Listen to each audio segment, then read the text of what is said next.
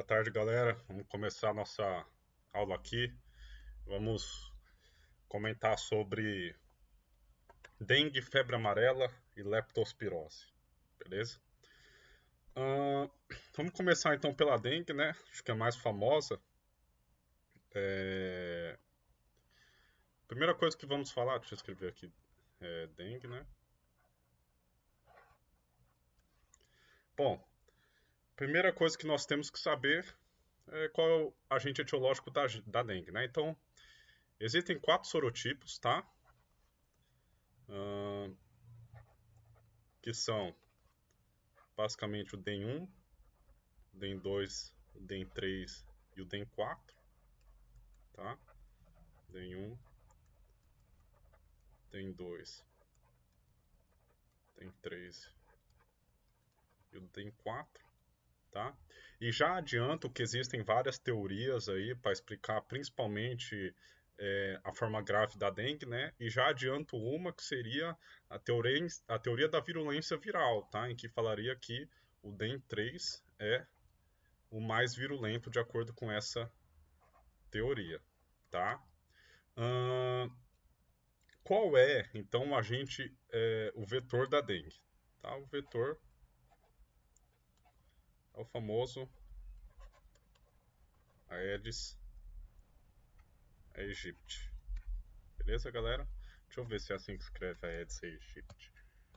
É um Y aqui, né? Que é um Y. Depois eu confirmo. Que é aquele famoso mosquito preto com listras brancas, né? A primeira coisa que nós vamos entender, então, é falar de uma maneira geral a fisiopatologia da dengue. Tá, galera? Então vamos lá. A dengue ela é transmitida pelo mosquito Aedes aegypti, mas não são todos, tá? São somente as fêmeas, tá? O mosquito fêmea, porque é um mosquito hematófago, tá? Que é aquele que ela precisa de sangue humano, tá? Para servir como alimento para os ovos, tá? Dos mosquitos da dengue. Então, o macho, tá? Aedes aegypti, ele não tem papel importante, tá? Na propagação dessa doença. Tá? Então, em um primeiro momento, precisa que o mosquito da dengue feminino esteja contaminado com algum sorotipo, beleza? Ou seja, existe uma pessoa infectada e vamos supor que tem um mosquito Aedes aegypti que não está contaminado com o vírus, tá? Se esse mosquito pica a pessoa, tanto faz para ela. Ela não vai desenvolver o vírus, a doença da dengue, tá? Agora, esse mosquito vai lá, tá? Pica uma pessoa contaminada e depois esse mosquito pica outra pessoa, aí sim, agora ela vai pegar a doença da dengue, tá? Então, basicamente, depois dessa inoculação do vírus no ser humano, nós temos eles sendo fagocitados por células dendríticas. Por células dendríticas. Beleza, pessoal? E aí, eles vão para linfonodos regionais, tá? E eu vou tentar explicar de um jeito, pessoal, com que eu já consiga explicar algumas manifestações nos exames laboratoriais, tá? Que fica fácil da gente entender desse jeito, tá? A partir daí, o vírus da dengue ele pode ser transportado no plasma, tá? Para diversos órgãos-alvos, tá? É importante falar que o vírus da dengue ele tem tropismo por alguns órgãos, tá? Vamos destacar alguns aqui, tá? Vamos colocar alguns órgãos-alvo. Vamos colocar aqui, por exemplo, o fígado, tá? Importante saber, inclusive, existem manifestações na forma grave. Vamos colocar o baço como os dois principais, beleza, galera? Tem outros órgãos-alvo, mas vamos, em um primeiro momento, focar nesses dois, tá? Então, na corrente sanguínea, ele pode ser transportado pelo plasma e também através de monócitos, tá? Mas o que a gente tem que saber é que o vírus da dengue, ele se multiplica, tá? Dentro de células, dentro de leucócitos, tá? Células leucocitárias. E aí, como a gente sabe, o mecanismo de multiplicação do vírus, tá? Principalmente o da dengue, ele vai criando peça dentro do leucócito, até vai se multiplicando, até pega e explode o leucócito e se espalha, principalmente na corrente sanguínea ou nos órgãos-alvos, tá?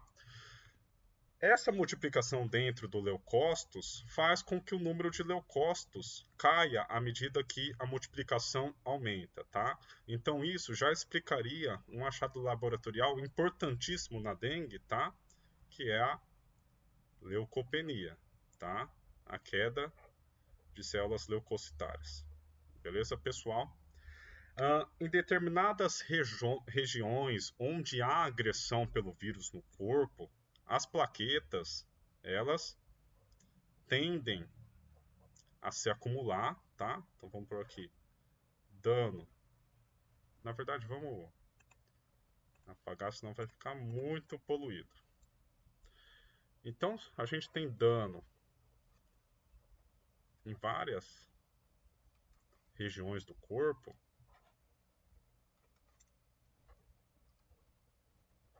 A gente pega as plaquetas chegando, aqui é a corrente sanguínea, tá? As plaquetas chegando, então, para, lógico, fazer adesão plaquetária, né? E tentar conter esse dano, tá? Através da coagulação. Só que, a partir do momento que você tem dano em várias localizações, concorda comigo que a plaqueta, fazendo adesão ao longo do tempo e ao longo dessa multiplicação viral, ela vai diminuir, certo? E isso é um problema muito grave, porque se ocorrer hemorragia, é perigoso para esse indivíduo, tá?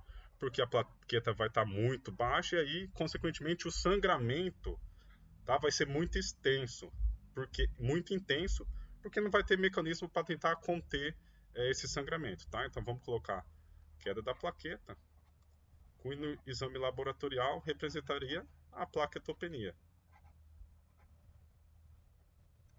Beleza, galera?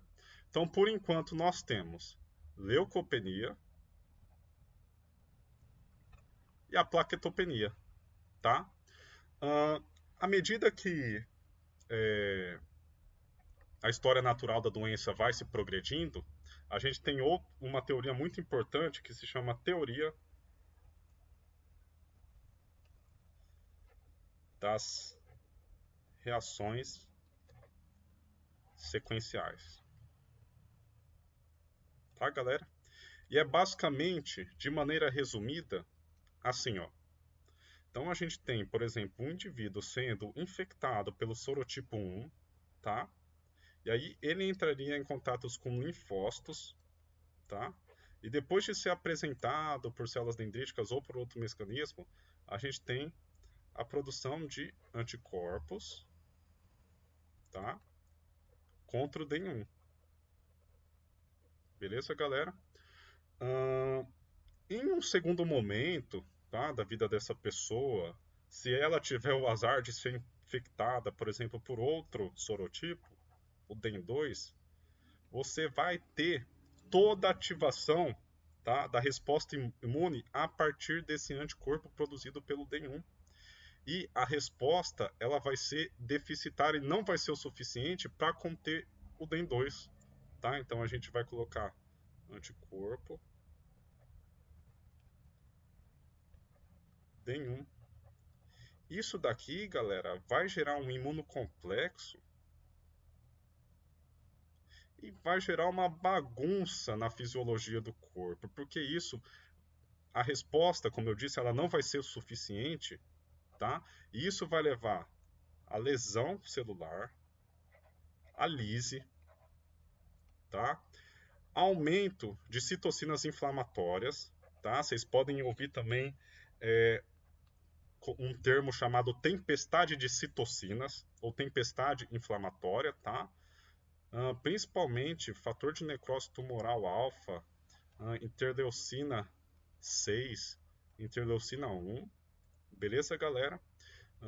O aumento da inflamação devido a essas citocinas vai aumentar a permeabilidade vascular, tá? Lembra que é uma característica do processo de inflamação, tá? O aumento da permeabilidade vascular. E, consequentemente, você vai ter mais líquido saindo, tá, da corrente. Isso gera, tá, um aumento do hematócrito, porque o meio ele fica mais concentrado com a perda de líquido devido à permeabilidade vascular. Beleza, galera? O aumento do hematócrito é outro parâmetro importantíssimo, tá, que a gente deve escrever aqui. Vou colocar o aumento do hematócrito, tá? E se a inflamação for muito intensa, há mais problemas ainda, tá? Porque a perda de líquido, vamos colocar aqui, a grande perda de líquido,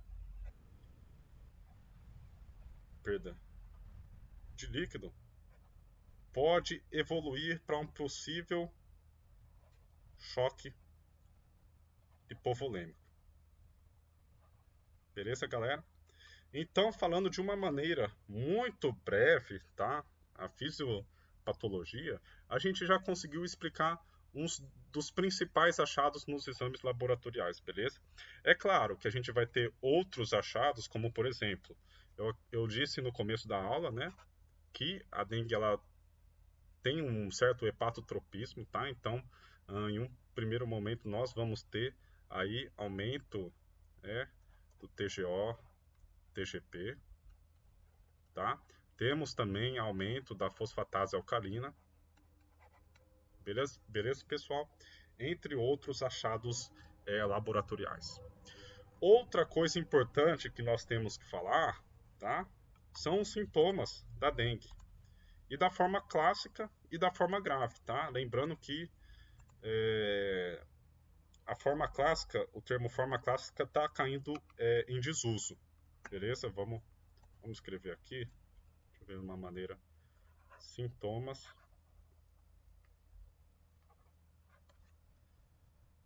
da dengue clássica, beleza? E aqui são aqueles sintomas, tá? Que nós já estamos cansados de saber. Vamos colocar febre, vômitos, mialgia, dor retroorbitária, tá? Esse é famosíssimo, retroorbitária, dentre outros. Beleza, galera? Agora, o que tem que estar na ponta da língua são os sinais, os sintomas mais graves ou também os sinais de alarme da dengue, né? Vamos colocar aqui sinais de alarme da dengue. Os sintomas mais graves, tá? Então, vamos colocar aqui de uma maneira fácil, que foi do jeito que eu aprendi, que eu fixei, tá? Vamos desenhar aqui uma pessoa, tá? E essa explicação eu dedico aí para Leonardo Medeiros, que uma vez ele me ensinou desse jeito e ele falou, né, esse não é um mnemônico, mas é um jeito que a gente pode facilitar de uma maneira muito rápida esses sinais de alarme da dengue. Então a gente vai dividir entre cabeça, corpo e os membros, tá? Então, primeiramente, sinais de alarme da cabeça, a gente tem irritabilidade, tá?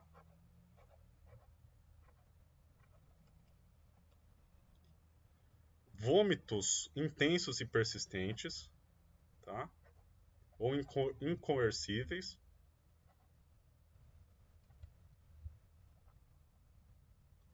E sangramento da mucosa, tá? Isso é muito importante. Sangramento da mucosa. No corpo da pessoa, tá? Nós vamos ter derrame pleural. Deixa eu abaixar. Derrame pleural.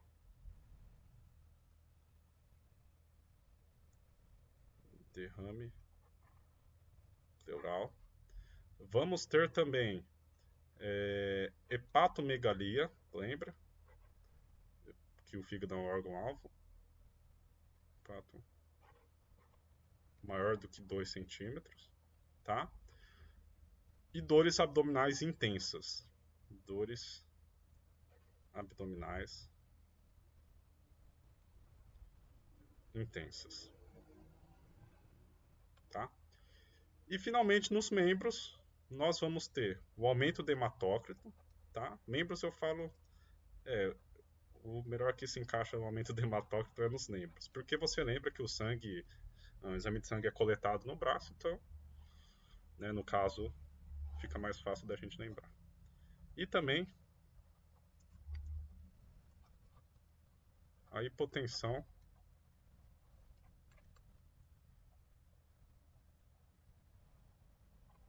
convergente, tá? Galera, essa hipotensão convergente é basicamente um sinal de choque, tá? Inclusive. E. Eita, caneta. Ah, a caneta tá escrevendo sozinha. O que eu fiz aqui?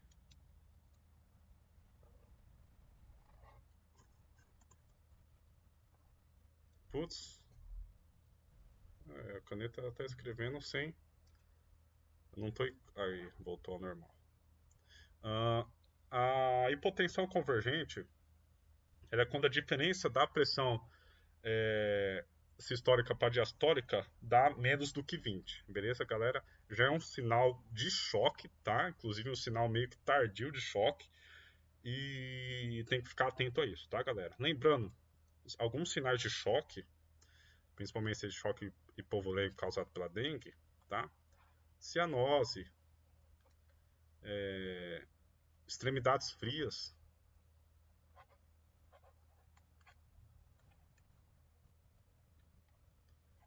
e essa hipotensão convergente.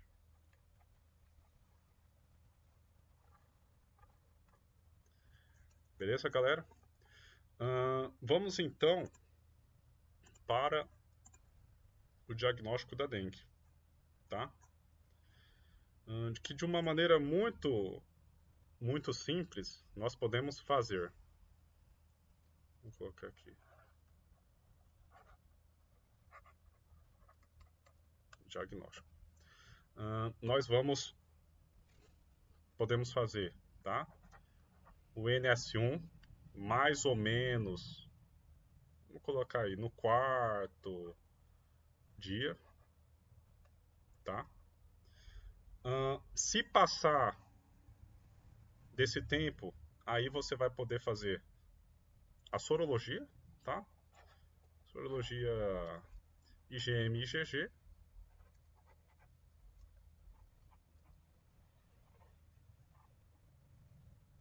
Que é normalmente a partir de 7 dias, tá? Uma semana aí.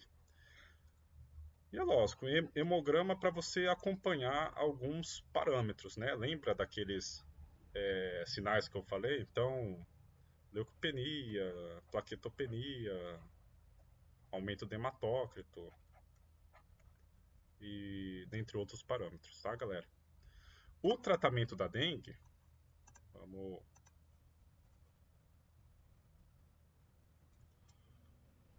O tratamento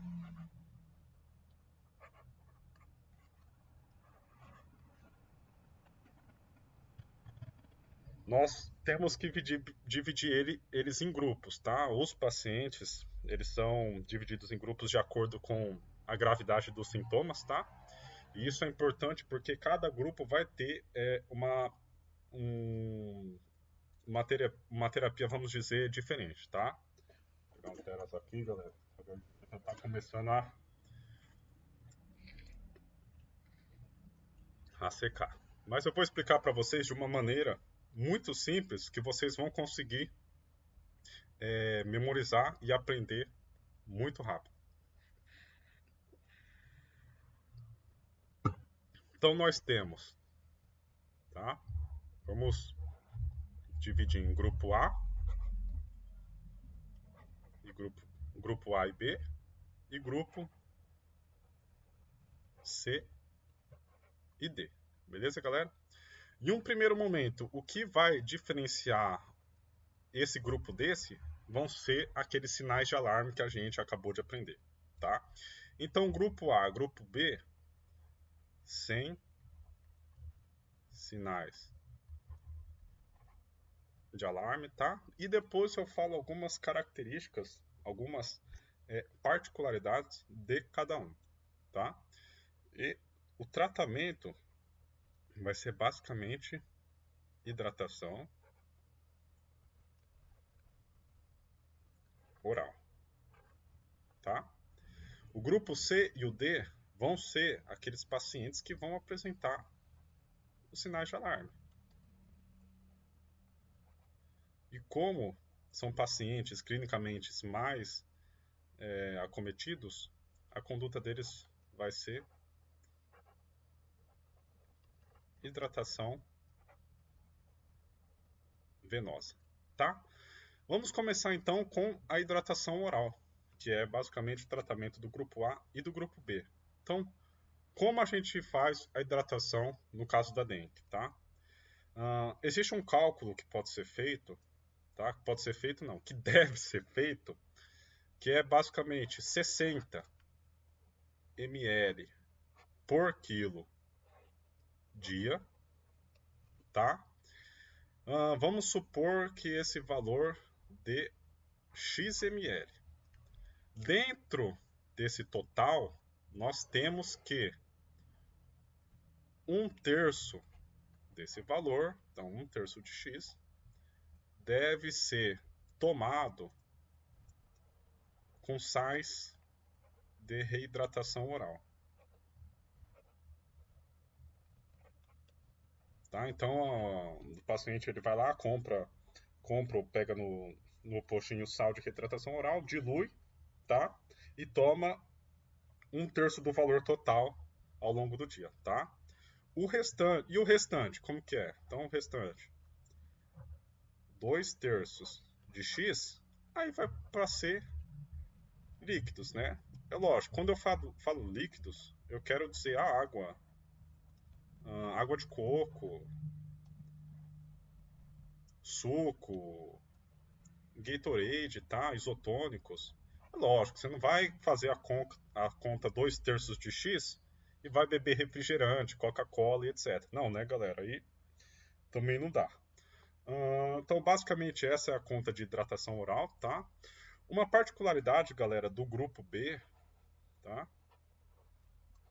É que alguns casos do grupo B mais graves, por exemplo, não, alguns casos do grupo B, e você vê que esse paciente possui alguma comorbidade, como por exemplo, diabetes, principalmente o diabetes, né? O diabetes ou prova do laço positiva, tá?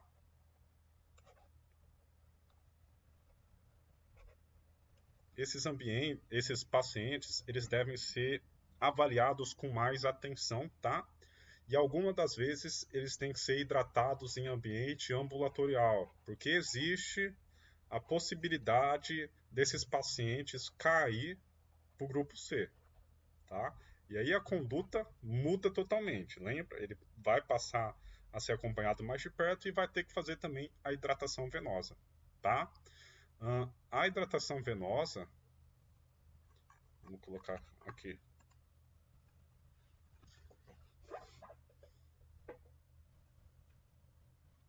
A hidratação venosa,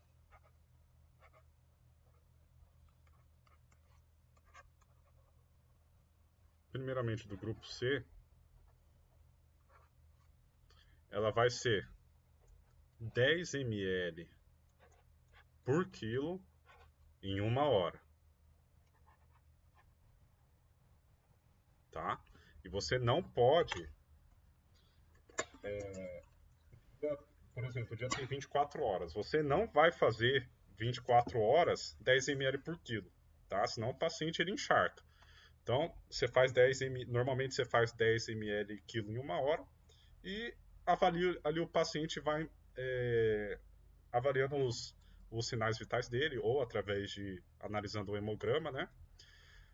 Agora, pacientes do grupo D, tá?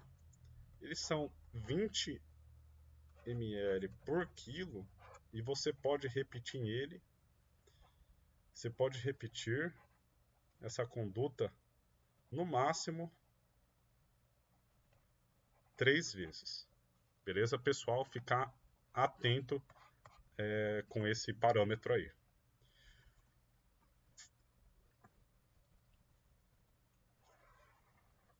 Galera, eu não falei porque parece ser meio óbvio, né? Mas é bom falar aqui. É lógico. A dengue é causada por um vírus, tá? Então, a maior parte do tratamento, tá? A parte da hidratação, é lógico, é o carro-chefe do tratamento da dengue, tá? E uma particularidade importante que eu esqueci de falar. A melhor hora para você fazer a hidratação no tratamento da dengue é no período da defervescência, tá? Que é aquele período em que a febre ela começa a cessar.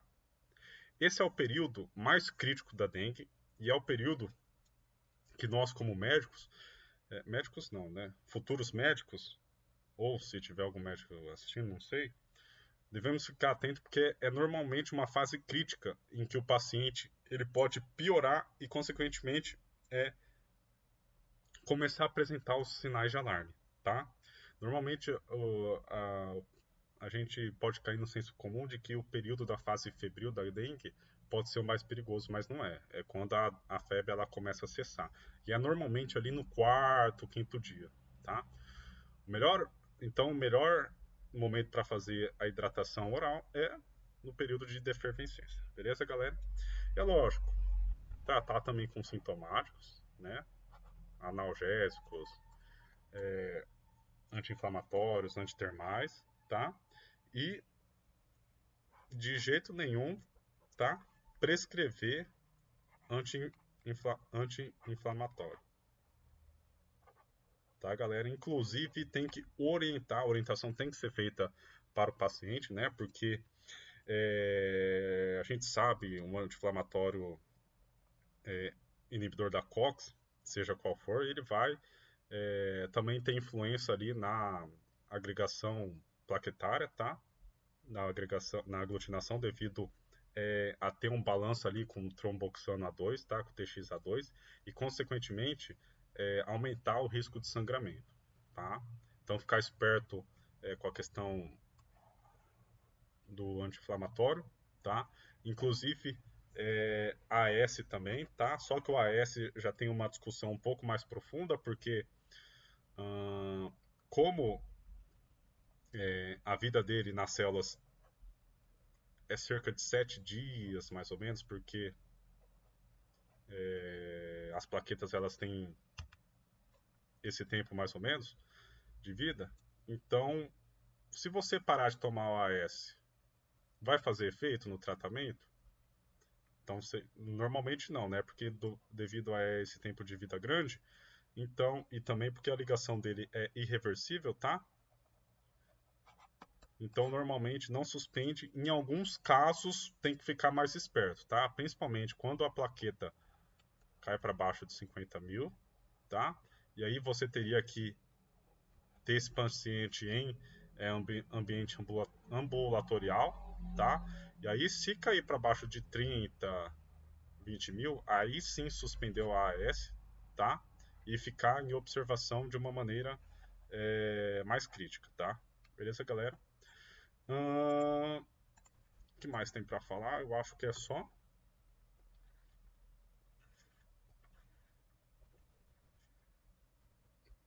Eu acho que da dengue é só. Pessoal, então vamos agora para a próxima doença, que é a febre amarela. primeira coisa que nós vamos saber, precisamos saber, seguindo o raciocínio que a gente fez, é o agente etiológico, né? Então, o agente etiológico também é um vírus, tá? Da família Flavivírus, tá? Ou Flaviviridae.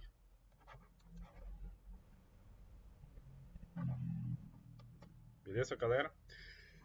E o vetor dele, aqui existem vários vetores, tá? E vamos dividir eles em ambiente rural e ambiente urbano.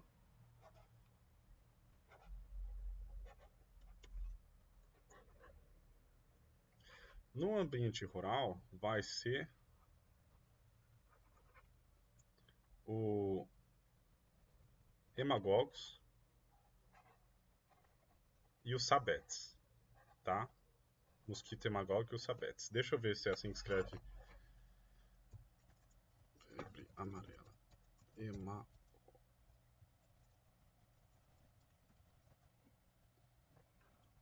A hemagogos. A hemagogos, tá?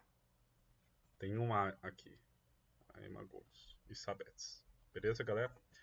E o reservatório, tá? O hospedeiro aqui, o reservatório no ambiente rural, é o macaco, tá? E não significa que o macaco infectado ele vai passar para a gente, tá? Ele é somente um reservatório dessa doença, que inclusive eles servem muito para dados epidemiológicos, tá? Dessas zonas rurais, essas zonas de matas, tá? No ambiente urbano,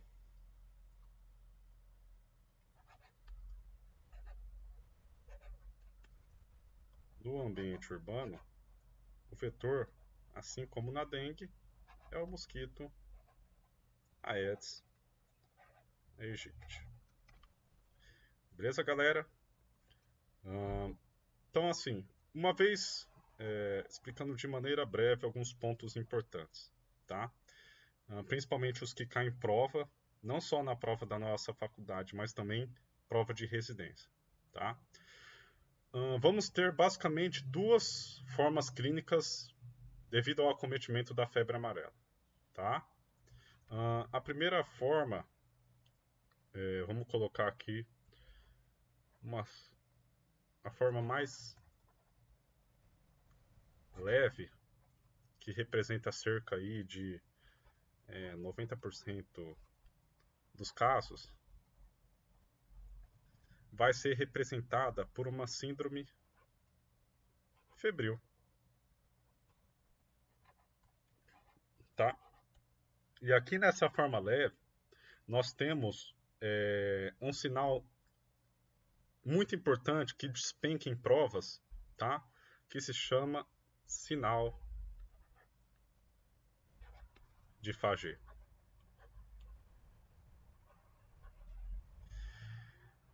E aqui, galera, esse sinal de Fagé, ele é o seguinte, basicamente é a dissociação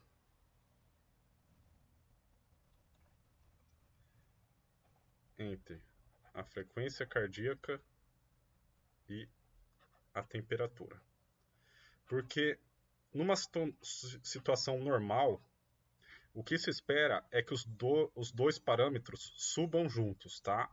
Por exemplo, o indivíduo ele tem, à medida que aumenta a temperatura, né? Ou seja, à medida que a febre vai piorando, a gente espera que a frequência cardíaca ela também aumente, tá?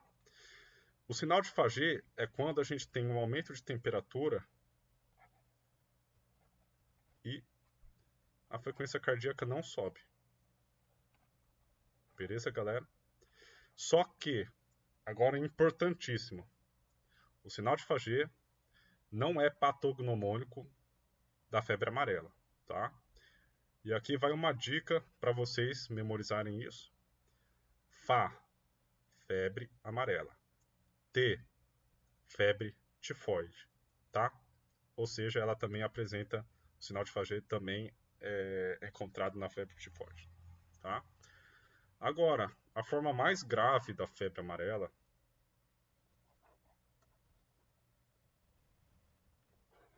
que representa 10%, né, dos casos, o restante daquele universo, ela vai evoluir aí com uma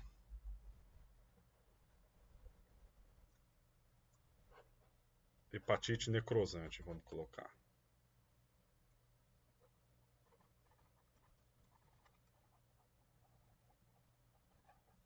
Porque assim como na dengue, tá? O vírus da febre amarela, ele apresenta hepatotropismo, tá? E essa forma grave, ela vai ser marcada por uma tríade clínica, tá? Isso é importantíssimo também, que é icterícia, mais hematêmese, mais oligúria, tá, galera? E aqui, tentando explicar cada um desses sintomas, tá? Aqui, como eu acabei de falar, o hepatotropismo é basicamente a explicação para esses dois primeiros sintomas, tá? Que é, à medida que o fígado ele vai sendo destruindo, você não vai conseguir excretar a bilirrubina já conjugada, tá? E isso causando, em um futuro próximo, a icterícia. E a hematêmese, devido também à destruição do fígado, você não consegue produzir fatores de coagulação, tá? E consequentemente você tem aí o sangramento, pode ter o sangramento em quase todo o TGI, tá? E a oligúria, tá? Vai ser principalmente devido, não posso escrever aqui, né? Porque a câmera está me filmando. Vamos escrever aqui. Basicamente um acometimento agudo, tá? Uma lesão direta no rim.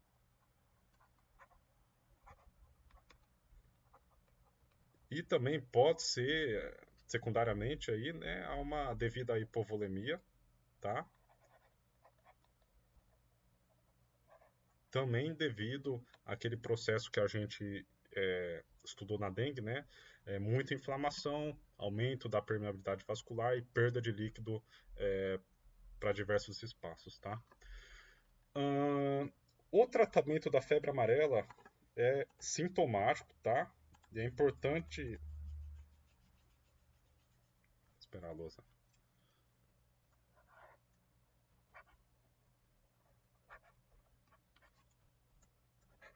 O tratamento e a prevenção, tá? Podemos colocar sintomáticos e nós temos, lógico, quando eu falo sintomáticos fica subentendido, né? Analgésico, antitérmicos, apesar da maioria do analgésico ser antitérmico, né? E prevenção, nós temos a vacina da febre amarela.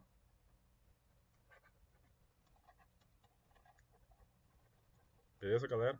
A vacina da febre amarela nós tomamos, tá no calendário de vacinação infantil, né? Inclusive nós tomamos, se eu não me engano, a primeira dose ela é no 9º mês, tá, galera? Isso eu não lembro. Mas é mais ou menos, não sei se é no 11º mês de vida que a gente toma, tá? Lembrando, galera, alguns países, não alguns países, até no próprio Brasil, algumas regiões, dependendo do ecoturismo, eles obrigam ter alguma dose adicional aí dessa vacina da febre amarela, tá? Por exemplo, já para quem não sabe, eu gosto de pescar e já vi diversas pacotes de pescaria lá no Amazonas e todos eles necessitariam de doses adicionais da vacina da febre amarela. Beleza, galera? Vamos então passar para a leptospirose, tá? Leptospirose. A leptospirose diferentemente da dengue e da febre amarela, o agente etiológico dessa doença é uma bactéria, tá? Então, o agente etiológico é o Leptospira interrogans, que é uma bactéria espiroqueta. E antes de começar a explicar sobre a leptospirose, falar, o Brasil ele tem um marco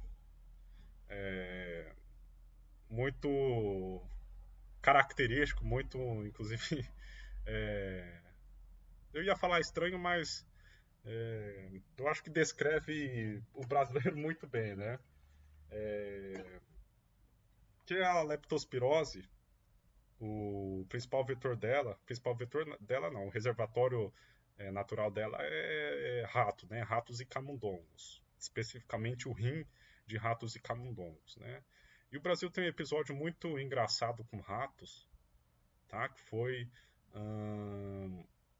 no governo de Rodrigues Alves, tá? No começo do século XX.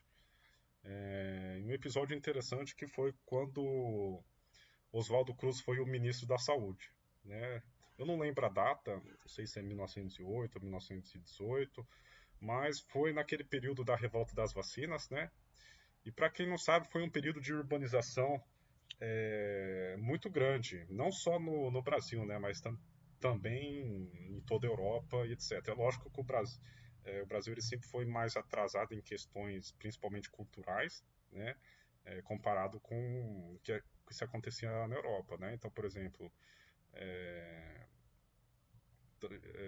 nesse período estava quase precedindo ali a Semana da Arte Moderna, e as vanguardas europeias já tinham acontecido faz muito tempo na Europa, né? E a Semana da Arte Moderna no Brasil começa em 1922, enquanto a maioria das vanguardas ali, não a maioria, mas o início delas foi ali no século XIX propriamente dito, né? Então estava chegando muita coisa no Brasil e o Rio de Janeiro estava urbanizando muito, né? E estava aumentando o número de ratos na cidade. E, consequentemente, aumentando o número de doenças. Não só a leptospirose, né? Mas outras também. E aí o governo, né? Oswaldo Cruz, inclusive o Oswaldo Cruz é um cara muito inteligente, ele pega e faz a medida contra ratos, né? Para tentar conter esse avanço dos ratos, né? Medida contra ratos, ficou conhecido esse projeto, né?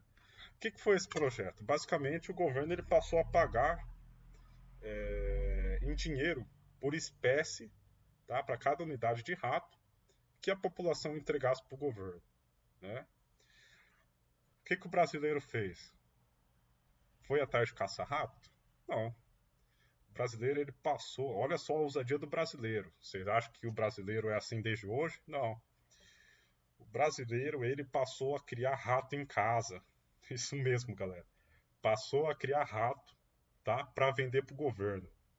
Olha só que, que, que marco, né, pessoal? Mas voltando, deixando a história de lado. Bom, então como eu falei, né, o reservatório ele fica nos rins de ratos e camundongos, né? E são a gente não. O indivíduo ele pega a leptospirose quando ele entra em contato, principalmente com a urina do rato, tá? Só que a principal situação que pode acontecer isso é ou em contato com esgoto, ou também enchentes. Beleza, galera?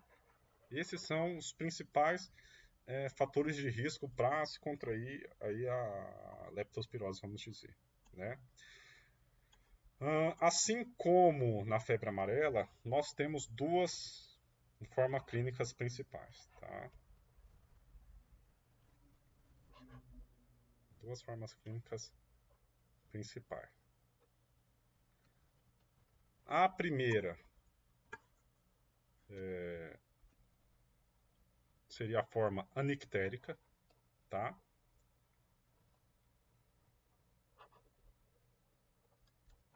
em que o indivíduo ele apresenta olho, isso é importante, tá, galera? Olho com sufusão conjuntival,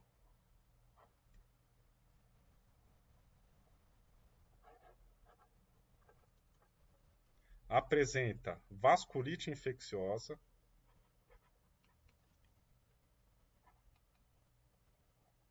e mialgia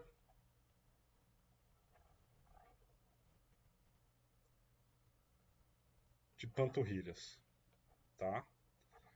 Galera, a mialgia de panturrilhas é muito característico, tá? Principalmente no exame físico.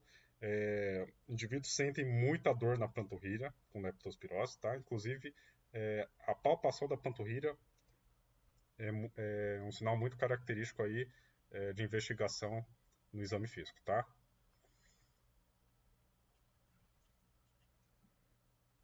E temos a forma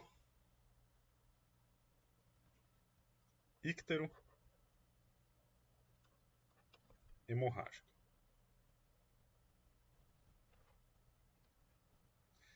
A forma icterohemorrágica, ela evolui com icterícia rubínica. É lógico, galera. A própria morfologia, semiologia da palavra já dá para inferir um pouco sobre a icterícia, né? Não apresenta icterícia e aqui vai aparecer icterícia, tá? E vai evoluir também com uma síndrome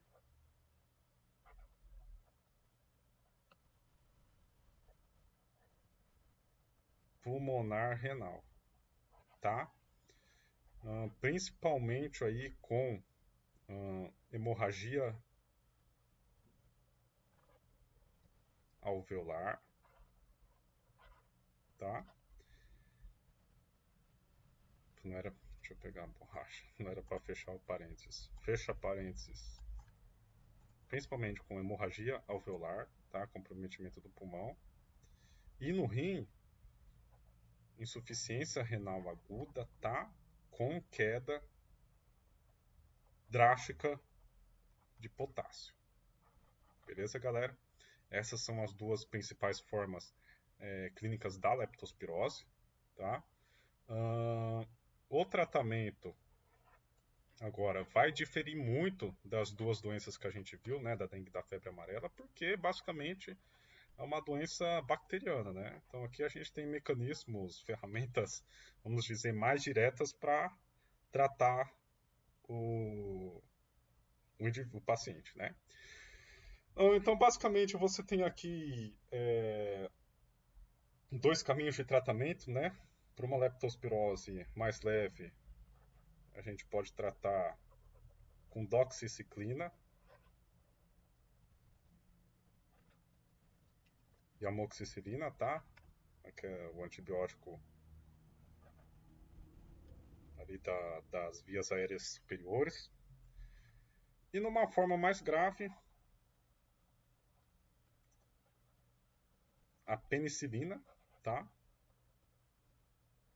Só que aqui, galera, não é aquela penicilina, o benzetacil, né? É uma penicilina que eles falam que é cristalina, né? Penicilina cristalina e ceftroxone.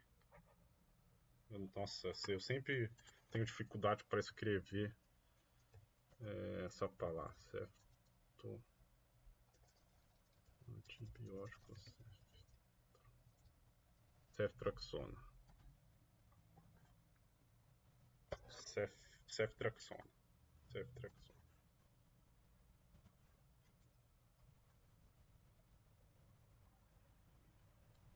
Beleza, galera? Bom, eu acho que é só. Eu acho que é lógico. Eu tentei abordar os pontos mais específicos e mais importantes de cada doença, tá? Mas estudem, se possível, revisa a aula, né? Bom, galera, A aula é só. Desejo a todos ótimos estudos e um grande abraço.